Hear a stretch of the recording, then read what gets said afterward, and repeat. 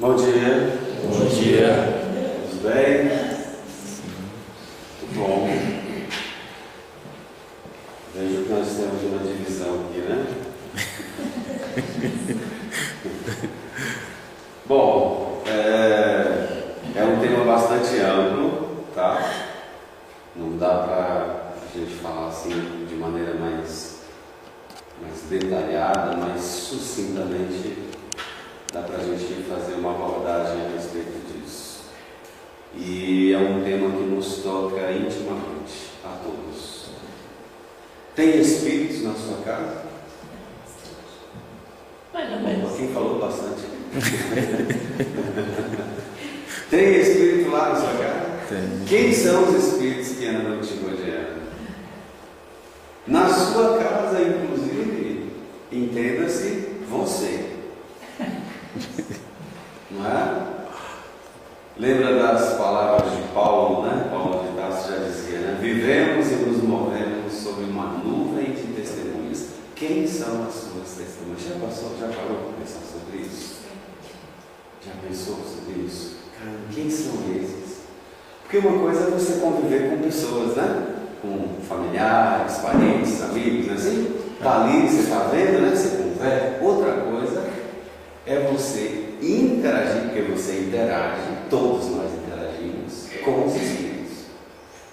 O tempo todo eles estão falando com a gente e a gente falando com eles. Não existe um único ser no mundo, não existe uma única criatura encarnada que não esteja em interação com o mundo espiritual. Portanto, com os espíritos. Todos nós, sem exceção, ininterruptamente, o tempo todo.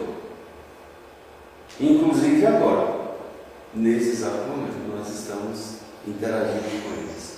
Então, eles estão à nossa volta, mas a gente não vê, a não ser que você seja médium evidente, ou médium, né? Você perceba, de alguma forma, de alguma sorte, a presença desses espíritos. Mas se você não é médium no sentido usual da palavra,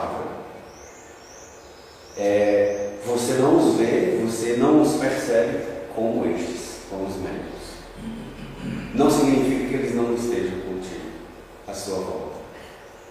Influenciam na sua vida, de tal forma, né, que se intrometem nas coisas mais minúsculas, nas questões mais triviais da sua vida, eles interferem. E a gente vai falar um pouquinho sobre isso hoje. Né? No capítulo 9 do Livro dos Espíritos, é o capítulo que Kardec vai falar sobre a influência que os Espíritos exercem nos acontecimentos da vida. Né? A síntese desse capítulo é a questão 459. E na questão 459, Kardec vai falar justamente isso. Influem os Espíritos em nossos pensamentos e atos? Se você nunca leu essa questão, que resposta você daria?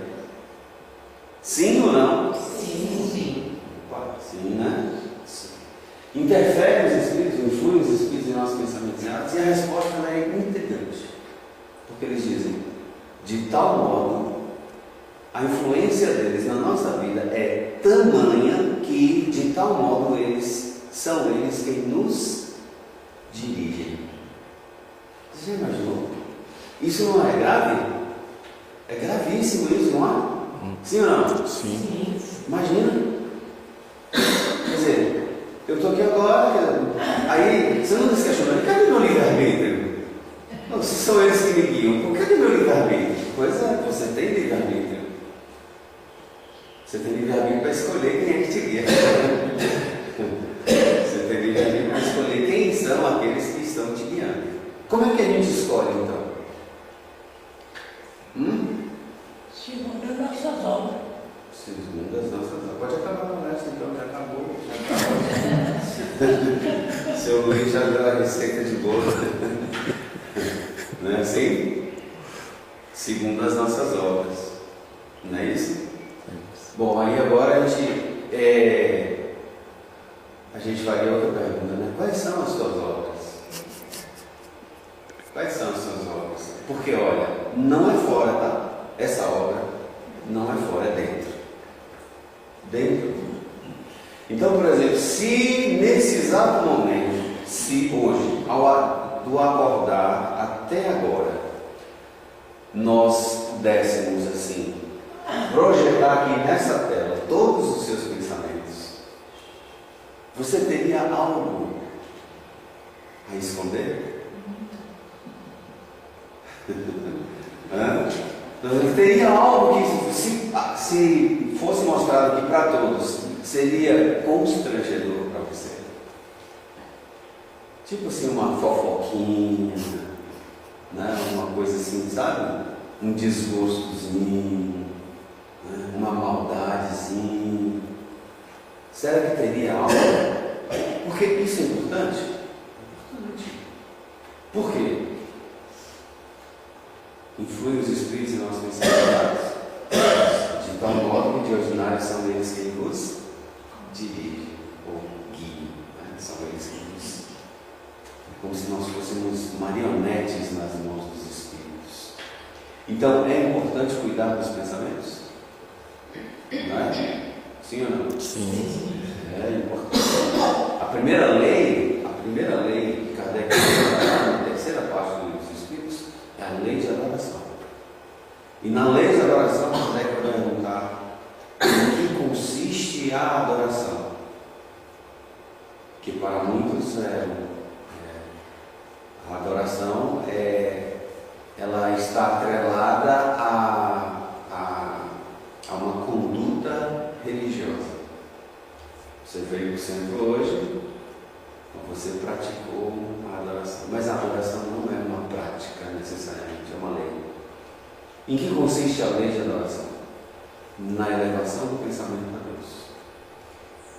Então, se você analisar os pensamentos que você teve durante a semana, você manteve um pensamento elevado? De resignação, de benevolência para com todos, né? Em algum momento aí você deu uma caída, você, por exemplo, né, maldiz alguém, ou maldiziu alguém, enfim. Em algum momento aí, nessa semana, só nessa semana, né, você ficou com raiva de alguém, né? Deu-se a um estado de tristeza, sem nenhum motivo, revoltou-se contra a vida, contra as coisas, né? Em algum momento você. Porque veja, a revolta é um pensamento elevado? Sim ou não? Não, não é. Se não é um pensamento elevado, é um pensamento contrário à lei de Deus. Não é? Porque desde que Deus seja justo, aquilo que nos acontece, aquilo pela qual a vida se nos apresenta, é justo. E não é só justo, é justo e bom para todos nós. Então, a partir desses elementos, eu vou entendendo assim, como eu preciso me entender nesse contexto todo, eu preciso me entender. Mas para me entender, eu preciso estudar. Preciso me conhecer. E uma das formas de me conhecer, inclusive, é analisando a maneira como eu interajo com tudo isso. Inclusive, a partir do meu pensamento, a forma como eu penso. Pensamentos elevados. Então veja, por que eu preciso? Porque é o meu pensamento. Porque quando se fala de influência espiritual, eu estou falando de alguém que foi atraído por mim. Não é alguém que está ali fortuitamente, não estou fazendo nada, então vou perturbar sobre isso. Não é isso.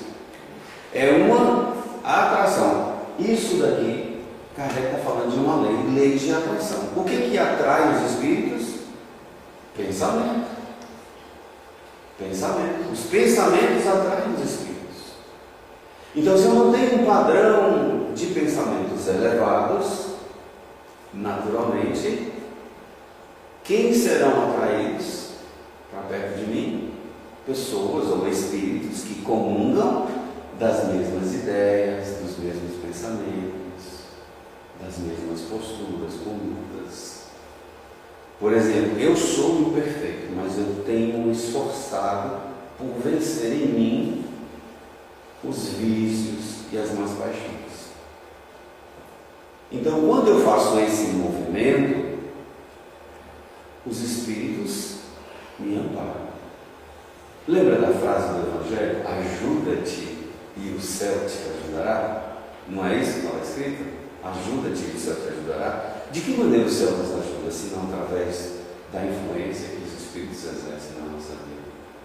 Por exemplo, os superiores nos dão força, nos dão coragem para enfrentar as situações, os problemas, nos estimulam a resignação diante das provas, das dificuldades, dos sofrimentos pelos quais estamos passando.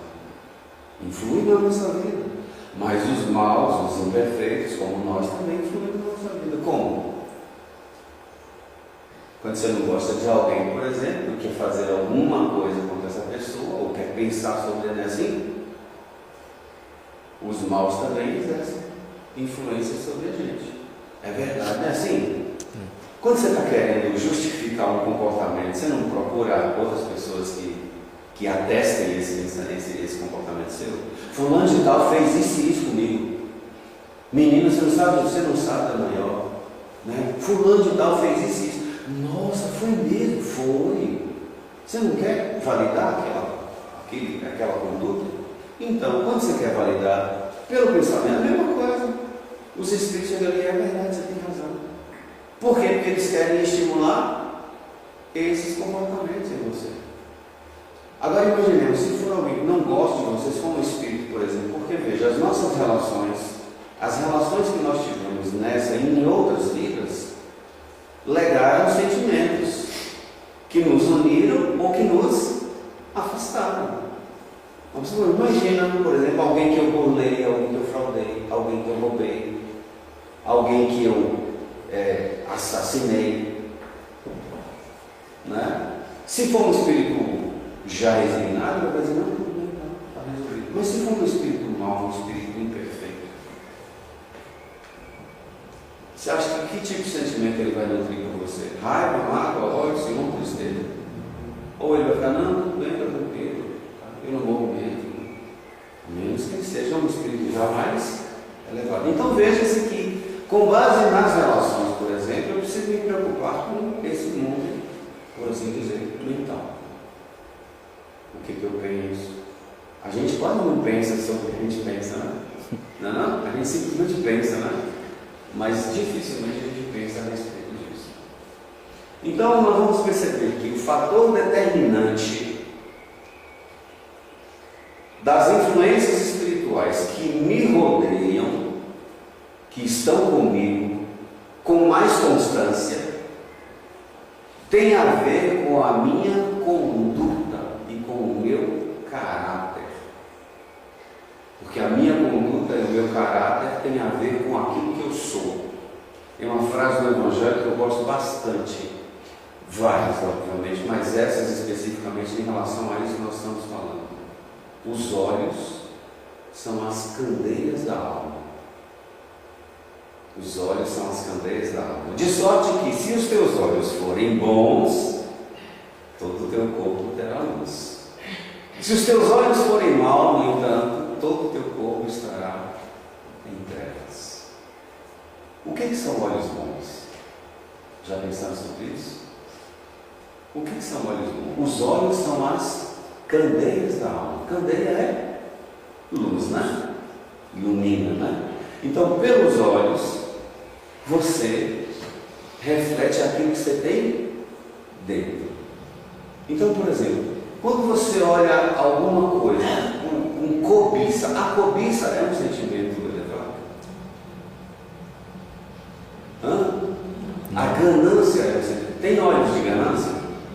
Tem. Tem, não tem? Às vezes é uma falta de confiança na gente mesmo. Pois é. Né? Olhos de amargura. A vida não presta, a vida não é assim? Os olhos refletem aquilo que o indivíduo é por dentro. Os olhos são as candeias da alma. Mas observe, olhos de ternura. A ternura é o sentimento elevado? Então já mudou, né? Olhos de ternura, olhos de resignação, olhos de bondade. Os olhos são as candeias da alma. quando Jesus fala disso no Evangelho, ele está falando exatamente do seu mundo interior, dos seus pensamentos, daquilo que você é, daquilo que você nutre durante o dia. Não é no centro espírita, porque aqui está tudo maravilha, né? Nossa, aqui está uma beleza, maravilhoso, né? Todo mundo bonitinho, todo mundo mesmo na mesma sintonia. Mas quando você chega em casa, aí vem os desafios, né? Vem os desafios, né? Você convive com pessoas diferentes, e a diferença aí, que é difícil, né? Você lidar com a diferença, né? Porque a diferença, ela exige de nós o quê? Paciência, tolerância, assim.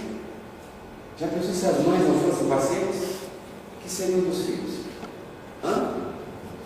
Você fala 300 vezes a mesma coisa e na 301 ele continua repetindo o mesmo jeito. Não é isso?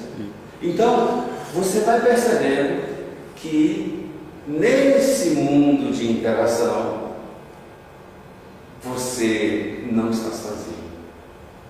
Você é praticamente uma multidão. Você é uma multidão de seres que andam com você. Mas isso não explica o que fazer, não. Vai procurar o que fazer, me deixa em paz. Já tem tanto problema, ainda tem que lidar com isso. Pois é, mas é você quem os trai. E como nós estamos no mundo de expiações e de provas, o que predomina ainda é o mal. O que predomina é o mal. E o que atrai os espíritos, esses espíritos que nos rodeiam, que se intrometem na nossa vida, não é? Que dão pitaco na nossa vida, que dão sugestões o tempo todo, é justamente o fato de nós sermos espíritos imperfeitos. O fato de nós ainda nutrirmos dentro de nós a maldade. A não ser que você não tenha mais inveja, raiva, mágoa, ódio, ciúme, aí você pode sair liberado. Tá? Mas se você, como eu, nós estamos no lugar certo, porque a gente precisa discutir essas coisas a fim de transformarmos esse mundo num mundo melhor. E isso só começa a partir da nossa mudança interior. Então o fator determinante é isso. Bom, mas aí você pode dizer, bom, eu peço proteção a Deus todos os dias. Eu faço minhas orações. Tudo bem que às vezes são apressadas, não dá nem tempo de dizer um amém no final. Mas eu faço minhas orações todos os dias. Mas você termina a oração e a primeira dificuldade que você tem de lidar, parece que a oração não fez efeito. Porque você volta a ser você mesmo, não é assim? Mas de novo isso, eu já falei. Não é isso? Não é assim que a gente... Você sai daqui, né? Nossa, fui lá para o Centro Espírita, é um lugar tão bom lá eu me encontro, encontro a paz, a tranquilidade. E aí a gente precisa ter cuidado, sabe por quê? Cuidado para a gente não fazer do Centro Espírita uma muleta psicológica. Você só fica bem quando você aqui está. Quando você sai daqui, você não está bem. Então tem alguma coisa errada. Porque a função do Centro Espírita não é essa. A função do Centro Espírita é justamente provocar em você mudanças para que você saia daqui e você tenha equilíbrio suficiente para lidar com essas situações que você vai enfrentar lá fora. Lá fora. Situações que vão exigir de você paciência, tolerância, indulgência, compreensão, benevolência. Não é assim? Ou vai dizer que você não vive como você não convive com isso? Você não tem outras pessoas que convivem com você? Elas são todas concordes e tudo numa harmonia? Não vive. A gente tem as diferenças. E quando as diferenças elas surgem, naturalmente nós temos ali, se a gente não souber lidar, nós temos pontos de entrada, de discordância. E aí quando predomina sobretudo o personalismo, que é o ego, né? Dificilmente a gente abre mão. Não é assim? Casal, marido e mulher, Você ainda é desse jeito. Ah, mas você também ainda faz. Não é assim? E aí começa a discussão, e veja, nessa discussão, tem os agregados que a gente não está vendo, que está ali, botando fogo, né? Para que a discussão, ela aumente. E a gente não percebe isso, ou pelo menos não quer perceber. Bom, mas aí, veja só, nós falamos sobre influência espiritual. Influência espiritual. Todos nós, sem exceção, estamos sujeitos à influência espiritual. Vocês acreditam em espírito? Vocês acreditam que os espíritos são as almas dos que estiveram vivos na Terra? Acreditam nisso? Sim. Vocês acreditam que após a morte eles permanecem vivos? Então, vocês haverão de convir comigo que desde que existiram homens na Terra, também existiram espíritos. Portanto, essa relação, essa influência espiritual não é invenção do Espiritismo, é uma constatação apenas. Porque os espíritos, ou os homens, nada mais são do que os espíritos revestidos de um corpo físico. Apenas isso. Mas quando eles saem, quando eles morrem, quando morre seu corpo, o espírito volta à sua origem, volta ao seu estado natural. Continua vivo, continua um ser pensante. Por quê? Porque o espírito é um ser pensante. Então, você não pensa? Todos nós pensamos, né? E uma coisa interessante, você nunca para de pensar.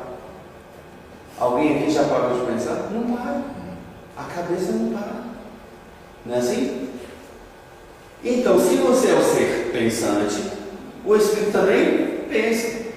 Então, pelo pensamento, vocês trocam ideias, interagem.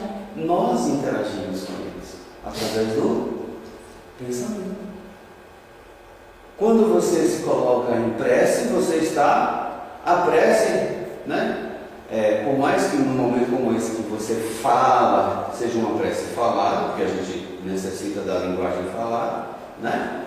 Mas ela é elaborada primeiramente no campo do pensamento, para depois ela ser exteriorizada. Então, pelo pensamento você atrai. No momento da prece, eu atraio?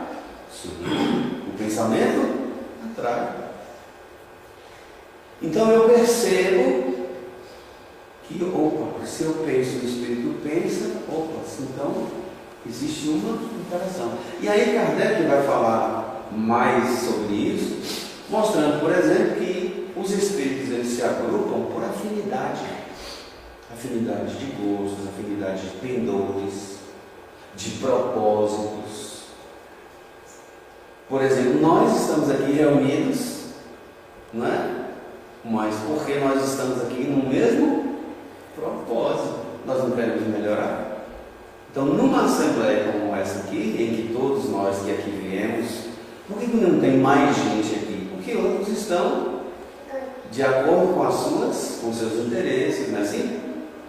Então, naquele momento, ali também tem os espíritos ali que estão envolventes, que estão influenciando aqueles grupos, assim como nós aqui também sofremos essa influência. Mas aí nós estamos falando de influência espiritual. Todos nós sofremos influência espiritual. Quando nós falamos sobre obsessão, aí é diferente. Porque o que é a obsessão, segundo o conceito de Kardec? É um domínio que que alguns espíritos logram ter sobre certas pessoas. Né? Certas pessoas. Mas para a gente falar sobre obsessão, eu preciso entender, primeiro, um conceito em torno da palavra médium. Todo mundo já ouviu falar de médium, de mediunidade, né? Médium, intermediário entre o mundo espiritual e o mundo material. Os espíritos que se comunicaram, que queiram se comunicar, necessariamente eles precisam de um intermediário.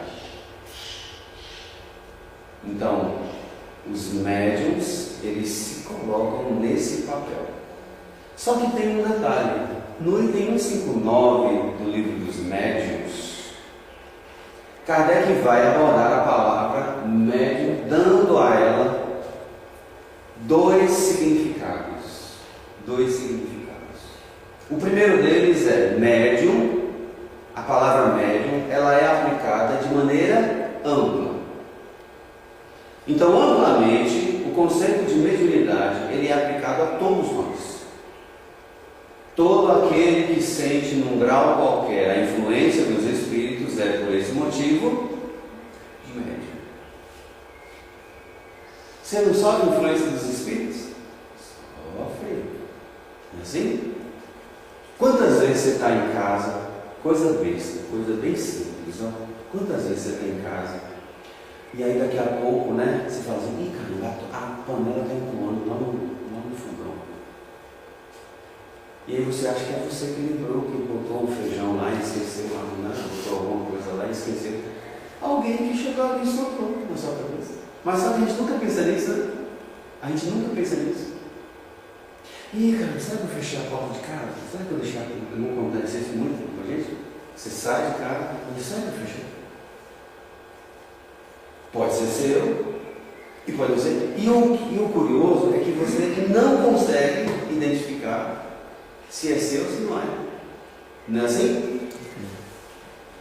Porque uma coisa é eu falar, uma coisa é alguém falar, fulano, você tem certeza que você fechou a porta? Outra coisa é isso, essa ideia, vir na sua mente, na sua cabeça. Caramba, será que eu fechei? Aí você volta lá, né? Não, fechou. Mas isso pode ser, eu estou falando de uma coisa simples. Estou falando de uma coisa simples. Mas eles interferem de tal modo que de ordinário são eles quem nos dirigem. Então essa influência é algo grave, muito grave. Muito grave. Então veja-se, médium num sentido amplo seriam todos nós, porque todos nós sofremos a influência dos espíritos, né? Percebemos essa influência de alguma forma, através da intuição, de sugestões mentais, né? Todos nós percebemos. Mas aí ele vai trabalhar um outro conceito da palavra médium, que é um conceito restrito. Aí ele já não está se referindo a todas as pessoas, ele está se referindo a um grupo pequeno de pessoas. Porque ele está se referindo à mediunidade num sentido usual. No sentido usual da palavra. Médium, todo mundo já ouviu, por exemplo, Chico Xavier. Médium, no sentido usual. Divaldo Franco, médium, no sentido usual. Seu Luiz, médium, no sentido usual. Por quê? Porque aí ele se torna um intermediário entre o mundo espiritual e o mundo material. Ele dá passividade ao espírito. O espírito utiliza-se dele, né, para comunicar-se, seja através da psicografia. E ainda assim, vejamos, ainda assim, essa mediunidade ela está restrita a determinadas variedades, como a psicografia, a psicofonia, né? A psicopictografia, que é a pintura. Então tem médiums como a mediunidade de cura, que é muito rara, mas que ainda existe. Então vejamos, ainda assim o conceito de médium ele é um pouco elástico, mas é mais restrito, porque não estou falando mais de todas as pessoas, eu estou falando daquelas pessoas que têm uma predisposição orgânica mais acentuada, os ditos médiums sensitivos, aqueles que têm uma capacidade de percepção do mundo espiritual mais evidente, maior. Tranquilo? Quando se fala de obsessão, portanto, eu preciso entender que a obsessão, ela atinge apenas esse segundo grupo, que se encaixa dentro do conceito de médium restrito, de mediunidade restrita. Não é mais em relação a todas as pessoas. Então a sua impaciência, a sua intolerância, né? Não dá para você dizer assim, isso aqui é fruto da influência espiritual que eu estou sofrendo aqui. Não, isso aí é você com os seus pensamentos. Não tem nenhum espírito te obsediando, mas tem espíritos te influenciando. Podem. Por quê? Porque você os atrai pelos seus pensamentos. Impaciência, intolerância, revolta, tristeza. E isso são pensamentos. Todo pensamento ele funciona como um imã. Ele atrai os espíritos. Tudo bem? Sim. Então o que é a obsessão? A obsessão entre os escolhos que apresenta a prática do Espiritismo. O que é a prática do Espiritismo? Os laboratórios de mediunidade, né? As reuniões mediúnicas. Mas também a prática do Espiritismo, não é? Porque você fala assim, e quem não é espírita, mas é médium? Pois é. Não é assim? Tem médium na Igreja Católica? Se tem. Na Igreja Evangélica? Se tem. Só que lá, quando os espíritos se manifestam, ou é o demônio, o capeta, ou então é o Espírito Santo. Não é assim? Não é isso? Sim. Na Igreja Católica mesmo, ou é santo, né? Ou é Satanás. Não é isso? Sim. Mas tem médium lá? Tem médium. Tem médium. Assim como tem médium em tudo quanto é lugar. Não é? Nas outras culturas, inclusive, que não são reencarnacionistas ou que são, mas tem médium lá. Tá? Porque o Espiritismo ele não está circunscrito aos espíritas. O Espiritismo é uma invasão coletiva desses espíritos e eles interferem em todos os campos. Em todos os campos do conhecimento. Então, a obsessão então é um desses escolhos que apresenta a prática do Espiritismo. E olha só, como se coloca na primeira linha, né? Por que a obsessão ela precisa ser colocada em primeira linha? Porque é muito grave isso. João Evangelista, na sua primeira epístola, ele já fazia uma advertência aos seus seguidores. Entre outras tantas, né? Mas uma delas em relação a essa relação com os espíritos. Ele diz assim: irmãos, não acreditei em todos os espíritos, mas provai se são de Deus. Mas provai se são de Deus. Então ele está falando de quê? De rigor. Ele está falando de cuidado, filtro, cuidado. E isso obviamente se aplica a todos nós, não é assim? Se aplica a todos nós. Você filtra os seus pensamentos? Você não filtra, né? Você fala assim, eu sou assim. Quando eu vi, eu já pensei. Não é assim que a gente fala? Você não filtra. Para você filtrar, você precisa estar centrado naquilo, no objetivo, na finalidade. Eu quero ser melhor. Eu quero ser uma pessoa melhor.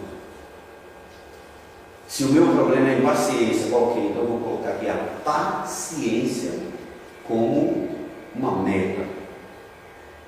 E vou trabalhar para isso. Mas a gente espera que o outro melhore para a gente parar, né? Para a gente separar. Não é fulano de tal que me deixa impaciente. Não é fulano de tal que me deixa impaciente. é fulano de tal que talvez estimule em você a sua impaciência. Mas não é ele que coloca isso dentro de você. Então a gente precisa disso. Então observe-se que a obsessão, portanto, aparece aqui então no item no capítulo 23 do livro dos Médiuns. Kardec então coloca aqui o primeiro conceito de obsessão: domínio que alguns espíritos logram adquirir sobre certas pessoas. Então não são sobre as pessoas, são sobre certas pessoas. Por quê? Porque ele está se referindo apenas àqueles que têm a mediunidade patente, os ditos médiuns ostensivos, tá? Ostensivos. Estes estão sujeitos à obsessão. Outro ponto importante: nunca é praticada senão pelos espíritos inferiores que procuram dominar. Então, a influência dos bons, ela não é dominadora. Nenhum espírito bom vai impor sobre você uma conduta, uma postura que ele acha que você deva ter. Por quê? Porque ele já compreende que o que norteia a vida do indivíduo é a lei divina que está na sua consciência. E ele não vai além dessa lei divina. E dentro dessa lei divina, obviamente, existe uma lei chamada lei de liberdade, livre-arbítrio. E ele já compreende isso, então ele respeita o seu livre-arbítrio. Por isso, por exemplo, quando Kardec vai falar a respeito dos anjos guardiães, os anjos da guarda, que cada um de nós temos um, ele vai falar que quando os anjos não são ouvidos, então o anjo vem aqui e fala assim: você tem certeza que você quer fazer isso mesmo? E você já errou isso aí várias vezes, pensa bem. Você tem certeza que você quer fazer isso de novo? Pensa nas consequências que isso vai te levar. E aí você fala assim: eu quero. Aí o que ele fala? Não vai fazer? Não, ele fala, ele simplesmente se afasta. Por quê? Porque ele respeita o seu livre-arbítrio, a sua vontade. Agora, os imperfeitos, os maus, os espíritos inferiores, não é assim? Você conhece pessoas dominadoras? Você não conhece? Você não convive com pessoas dominadoras? Dentro do centro espírita tem pessoa dominadora, inclusive. A pessoa que quer tomar conta de tudo. Tudo tem que ser do jeito dela, né? Se não for, e se não for, ela, né? Se chegar alguém aqui que deu uma sugestão, não, eu acho melhor fazer aí, pronto, aí ela já vê aquilo ali como um entrave. Então, do mesmo jeito, existem espíritos também inferiores que querem dominar. E olha, isso inclusive acontece nas casas espíritas. Muitas casas espíritas aí que estão sob o domínio do seu dito mentor espiritual. O mentor dita tudo na casa. É o mentor que interfere em tudo. Certa vez eu fui fazer uma palestra, fui convidado para fazer uma palestra num centro espírita chamado Chico Xavier. Quando eu cheguei na porta, a pessoa me atendeu, né? Uma outra pessoa havia agendado comigo, eu fui, era uma primeira vez, nunca tinha ido nesse centro, fui uma primeira vez. Quando eu cheguei na porta, a pessoa abriu, né? Estava fechado, bati, abri, falou: eu vim fazer a palestra, não, me desculpe e tal. É que a palestra hoje vai ser feita pelo mentor espiritual da casa. Como assim? O mentor espiritual faz palestra aqui também? Aí, enfim, né? Beleza, né? Voltei para casa, né? Porque a palestra era do mentor, voltei. E depois a pessoa entrou em contato comigo, pediu desculpa, não, tudo bem. Aí marcou uma outra data. Aí eu fui fazer. Fiz uma palestra só, não me convidaram nunca mais. Né? Por quê? Porque quando eu cheguei, que eu vi o ambiente, eu falei: não dá. Não dá. E então a gente vê muito isso. Por quê? Porque não se questiona. Não se questiona. Não se questiona o mentor espiritual. Se tivesse um Kardec ali para mim, vem cá, você é mentor mesmo? Deixa eu ver se é mentor. Vamos fazer. Deixa eu fazer algumas perguntas aqui. E aí você vai fazendo pergunta, né? Assim? Porque a parte científica da doutrina espírita, que é justamente a parte que deve ser aplicada no espiritismo prático, a grande maioria das casas espíritas não faz isso. O espírito chega, se comunica e todo mundo acaba. Quer ver um problema grave que nós temos? No Brasil, a obra mediúnica brasileira, toda a obra mediúnica brasileira, ela não foi submetida a nenhum tipo de controle. Nenhum tipo de controle. Os espíritos ditaram e a obra foi publicada, sem ter sido submetida a um controle, um filtro. E aí você vai pegar Kardec e vai olhando, né? Você pega o item 2 da introdução do Evangelho segundo o Espiritismo, controle universal do ensino dos Espíritos. Você vai dizer ali, você vai perceber o quanto rigoroso ele foi na análise das comunicações para poder publicar. Tem um texto na Revista Espírita que ele diz assim que, meu tempo já está acabando, não é esse o texto, mas está acabando. Ele diz assim, ele recebia 3.600 cartas de centros, né, de grupos espíritas espalhados por todos os lugares do planeta. Dessas 3.600, eles dizem, 3.000 tem até um certo nível moral, dá para aceitar. Mas dessas 3.000 ele publicava, ele dizia assim, olha, que apenas 100 eram dignas de serem publicadas. Então você vai imaginar isso? 3.600 publicaram apenas 100 mensagenzinhas. Então você fala assim, pô, então é seguro. Por quê? Porque eu aplico metodologia científica. Eu estudo, a minha base ela é boa, porque eu sei que ali foi aplicado uma metodologia científica. E na metodologia científica, muito dificilmente há falhas.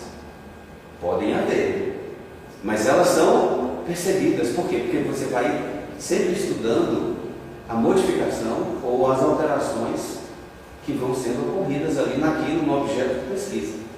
Assim, por exemplo, não ocorreu no Brasil, tá? Mas enfim. Então ela nunca é praticada senão pelos espíritos inferiores. Bom, aí ele vai então classificar a obsessão. Ele vai dizer que existem, inicialmente ele diz que existiam 3 variedades. Depois ele reviu e verificou-se que se tratava de 4 principais variedades: a obsessão simples, a fascinação, a subjugação e a possessão. Eu coloquei em vermelho justamente por quê? Porque inicialmente ele dizia que não havia a possessão no sentido vulgar da palavra. O fato de um espírito, por exemplo, tomar o lugar do encarnado e, né, assumir o corpo, né, como se tivesse expulsasse dali o espírito. Não há como fazer isso. A princípio ele diz que não, tanto que ele vai dizer que só existe a obsessão simples, fascinação e a subjugação. Mas depois ele viu, foi analisando outras situações que foram surgindo, sobretudo tem uma mensagem na Revista Espírita de 1863, um caso de possessão, senhorita Júlia, que ele vai dizer exatamente que, olha, mudando, ele diz claramente, ele diz ipsis literi. Dizemos outrora que não existia a possessão no sentido vulgar da palavra. Mudamos de ideia. Por quê? Porque ele reviu e verificou-se que era possível a possessão. E aqui um caso interessante, que eu vou falar daqui a pouco. Eu até coloquei nele livro. Dizemos que não havia processos no sentido vulgar evocado, mas subjugados. Mudamos de opinião sobre essa afirmativa absoluta, porque agora nos é demonstrado que pode haver verdadeira possessão, isto é, substituição, posto que parcial, porque não é possível você tirar o espírito, porque o espírito está vinculado, leia-se, por exemplo, né, no nascimento, no momento em que o espírito é vinculado ao corpo, então não tem como, só morrendo. Mas, por isso que ele vai falar, posto que parcial, de um espírito encarnado por um espírito errante. Por um espírito errante. E vai dizer também que na possessão, os espíritos bons também podem, de certa forma, utilizarem-se deste tipo, que não, claro, no caso, não seria uma obsessão. Por quê? Porque a obsessão, ela está caracterizada pelo domínio. Então lembra disso. O que é obsessão? Domínio. O espírito quer dominar. E quem quer dominar são apenas os espíritos imperfeitos, os bons. E as causas da obsessão? Aí a gente tem várias causas, mas rapidamente, porque o nosso tempo já acabou. As causas, elas variam de acordo com o caráter do espírito. Caráter dos espíritos. Bom, eu já sei que apenas os imperfeitos é quem obsedia. Os bons não. Mas às vezes pode representar uma vingança que ele toma de um indivíduo a quem guarda queixas da sua vida presente ou do tempo de outra existência. Então, quando você assassina, por exemplo, assassinou uma pessoa, ela pode se tornar no seu um obsessor seu. Ou você assassinou numa outra vida, ou você fez algum tipo de, alguma coisa com ela que gerou nela um sentimento antagônico com você, de raiva, de mágoa, de ódio. Então, como espírito, ela pode, é uma possibilidade, ela pode se tornar um obsessor. Tá? Muitas vezes também não há mais do que o desejo de fazer o mal. Tem espírito que gosta de fazer o mal? Não tem pessoas que gostam de fazer o mal? Exato. Quando essas pessoas morrem, elas continuam, elas mudam? Se tornam anjinhos? Não, elas continuam sendo. Por isso que tem a ver com o caráter do espírito. Caráter do espírito. E os meios de combater, para finalizar? Quais são os meios que nós temos para combater a obsessão? Variam de acordo com o caráter que ela se reveste.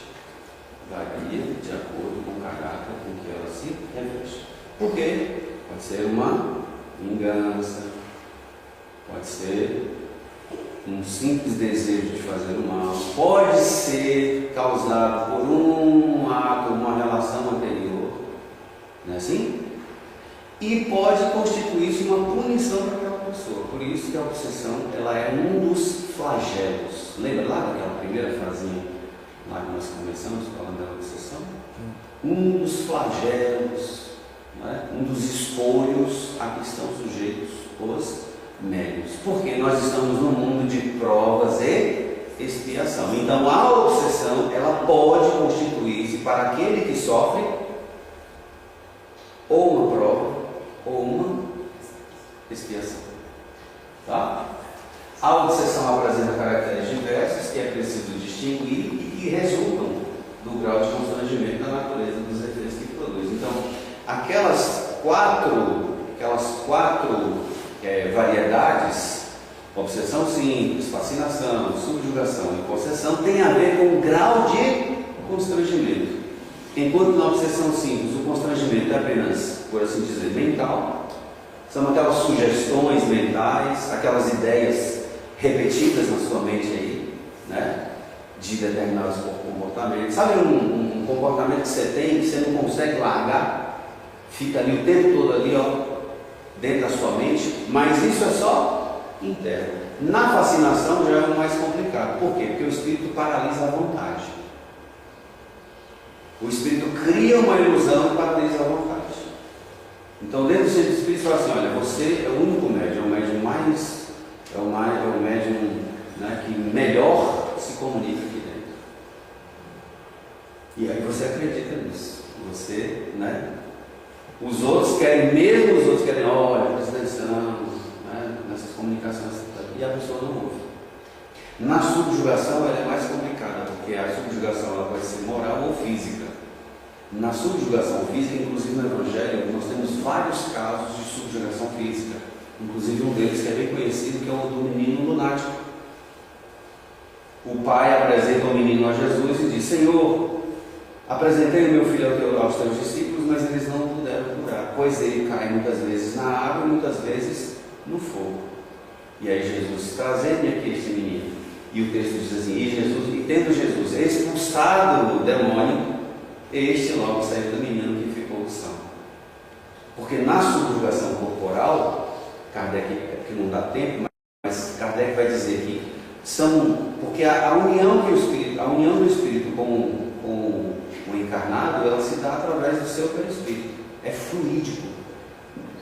Então é como se ele envolvesse a criatura num fluido perverso, pernicioso, e ela não conseguisse se esquivar dali. Então ela fica sujeita à ação do espírito. O espírito paralisa a vontade, né? E aí a pessoa, ela se vê, por mais que ela tenha consciência do inconveniente, ela não consegue se esquivar daquela coisa, porque a vontade do espírito sobrepuja sobre ela. Por isso que no caso do menino lunático, ele caía muitas vezes na água, muitas vezes no fogo.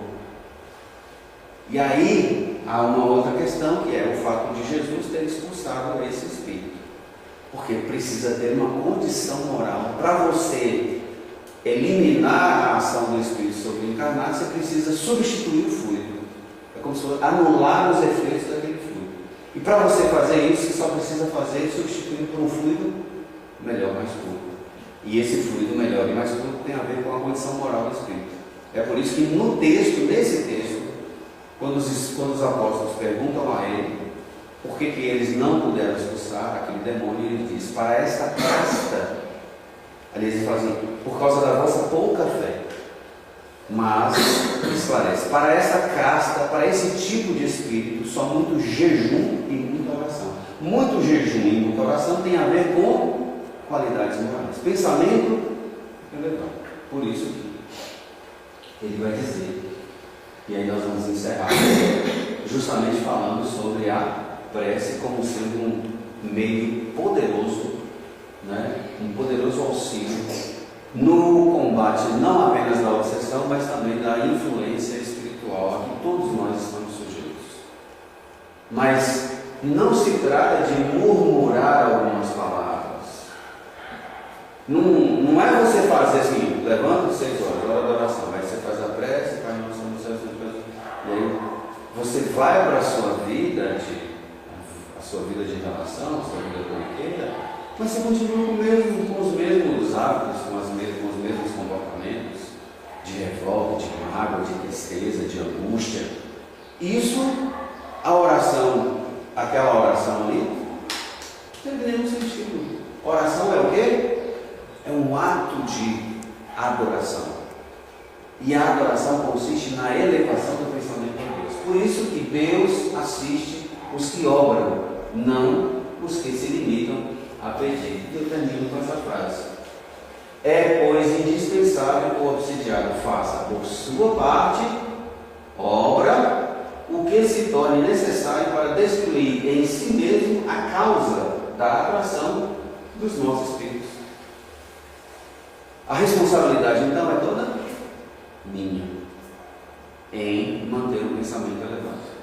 E para isso, é o que eu desejo que todos nós tenhamos.